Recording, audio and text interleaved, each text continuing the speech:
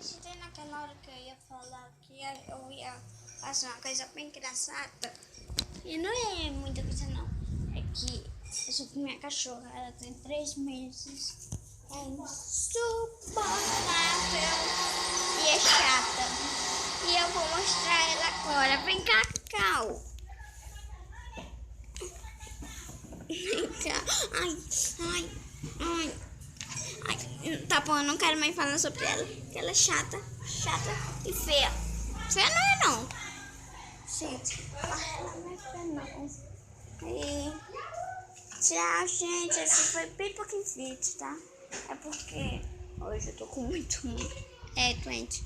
Mas não é cão da Xuxa não. E deixa eu só... tchau. Por último eu vou mostrar a frutilata, que ela é muito importante. Vendo?